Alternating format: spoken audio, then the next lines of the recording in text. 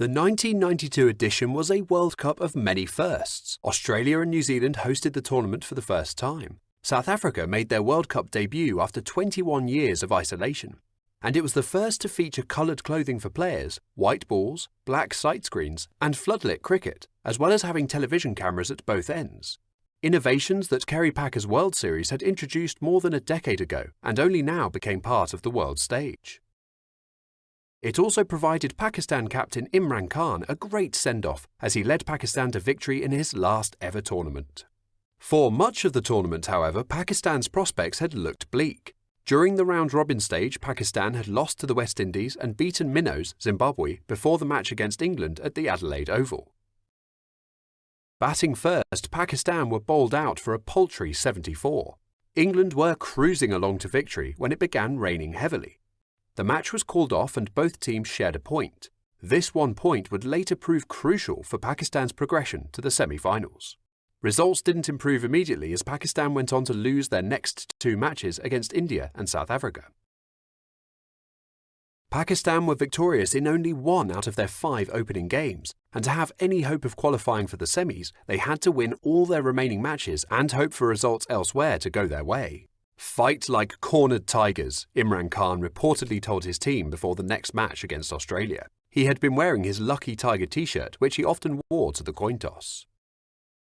Pakistan had brought along a blend of seasoned veterans such as Javed Miniandad, Ramiz Raja and Wasim Akram, and relative newcomers such as Emir Sohail and Aqib Javed.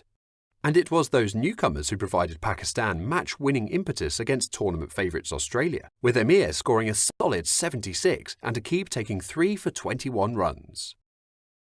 Pakistan's final group game victory against an unbeaten New Zealand edged them into the last 4 at Australia's expense, with the 1 point gained in the rain-interrupted England match proving the difference. Pakistan met the New Zealand team again in the first semi-final. This was the 4th consecutive World Cup semi-final for Pakistan. They had lost all 3 of the previous ones. Captain Martin Crowe, who had enjoyed a superb tournament, led the way for the Black Caps with 91 off 83 balls, helping them post an imposing target of 262. It seemed that a debut final appearance was out of reach for them when 22-year-old Inzamam ul Haq strode onto the middle.